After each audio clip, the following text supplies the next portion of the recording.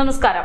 മൂന്നാം വട്ടവും മോദി തന്നെ നരേന്ദ്രമോദിയെ NDAയുടെ പാർലമെന്ററി കാര്യ നേതാവായി തെരഞ്ഞെടുത്തു കഴിഞ്ഞു. ഇതോടെ രാജ്യത്തിന്റെ പ്രധാനമന്ത്രി പദത്തിലേക്ക് മൂന്നാം വട്ടവും നരേന്ദ്രമോദി തന്നെ നിയമിതനാകുകയാണ്.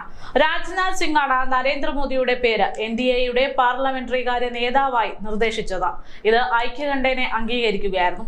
കേരളത്തിൽ നിന്നുള്ള MP സുരേഷ് ഗോപി ഉൾപ്പെടെയുള്ള പ്രമുഖ നേതാക്കൾ മന്ത്രിസ്ഥാനത്തേക്ക് വരുമെന്ന് പുറത്തുവന്ന സൂചനകൾ കൂടുതൽ ശക്തമാകുന്നു. സുരേഷ് ഗോപിക്ക് കേന്ദ്ര നേതൃത്വത്തിൽ നിന്ന് മന്ത്രിസ്ഥാനത്തെ കുറിച്ചുള്ള ഉറപ്പ് ലഭിച്ചു എന്നാണ് റിപ്പോർട്ട്. മുതിർന്ന നേതാക്കളായ അമിത് ഷാ, രാജ്നാഥ് സിംഗ് തുടങ്ങിയവരും കേന്ദ്രമന്ത്രിമാരാകും എന്നാണ് വിവരം. സുരേഷ് ഗോപിയുടെ സത്യപ്രതിജ്ഞ പ്രധാനമന്ത്രി നരേന്ദ്രമോദിയോടൊപ്പം ഉണ്ടാകുമെന്ന് സൂചന.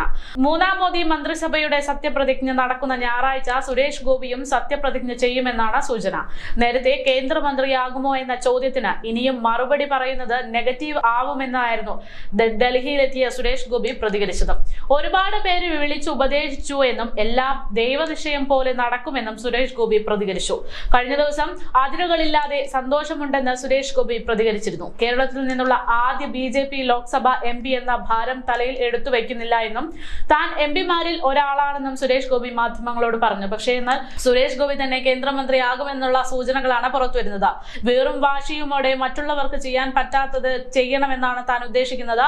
താൻ കേരളത്തിനെ പ്രതിനിധീകരിക്കുന്ന ഒരാളാണെന്നും ഒരു പ്രദേശത്തിന്റെ പ്രതിനിധി ആകേണ്ടതില്ല എന്നും സുരേഷ് ഗോപി കഴിഞ്ഞ ദിവസം പ്രതികരിച്ചിരുന്നു. കേരളത്തിന് വേണ്ടിയാണ് പ്രവർത്തിക്കുക, എയിംസ് കേരളത്തിലേക്ക് കൊണ്ടുവരാൻ പരിശ്രമിക്കുമെന്നും സുരേഷ് ഗോപി പറഞ്ഞു. കഴിഞ്ഞ ദിവസം ഡൽഹിയിൽ വിമാനത്താവളത്തിൽ മലയാളി BJP പ്രവർത്തകരുടെ സ്വീകരണം ഏറ്റുവാങ്ങി മാധ്യമങ്ങളോട് സംസാരിക്കവെയാണ് അദ്ദേഹം ഇക്കാര്യങ്ങളെല്ലാം പറഞ്ഞത്. 2026 കേരളത്തിൽ BJPയുടെ മുഖമാകുമോ എന്ന ചോദ്യത്തിന് 5 വർഷത്തേക്ക് MP ആയിട്ടാണ് ജനങ്ങൾ തെരഞ്ഞെടുത്തിരിക്കുന്നത് എന്നായിരുന്നു പുഞ്ചിരിയോടെ സുരേഷ് ഗോപി മറുപടി നൽകിയത്. അതിലും വലിയ ഒരു ഉത്തരവാദിത്തം ജനങ്ങൾ തരണമെന്ന് തീരുമാനിച്ചാൽ പാർട്ടിയെ അനുവദിക്കുകയാണെങ്കിൽ താനത് ചെയ്യും.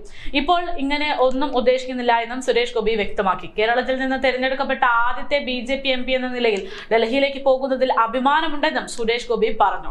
കേന്ദ്രമന്ത്രി സ്ഥാനം ലഭിച്ചാൽ ഭാരിച്ച ചുമതലയാകുമെന്നതായിരുന്നു സുരേഷ് ഗോപി തൃശൂരിൽ വെച്ച് മാധ്യമങ്ങളോട് പറഞ്ഞതെങ്കിലും ആ സ്ഥാനം അദ്ദേഹം ഏറ്റെടുക്കാൻ തയ്യാറായി കഴിഞ്ഞു.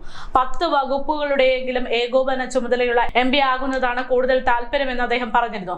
അതിനിടയിലാണ് ഇന്ന് കേന്ദ്രമന്ത്രിയാകുമെന്നുള്ള തീരുമാനം കൂടെ പുറത്തു വന്നിരിക്കുന്നത്.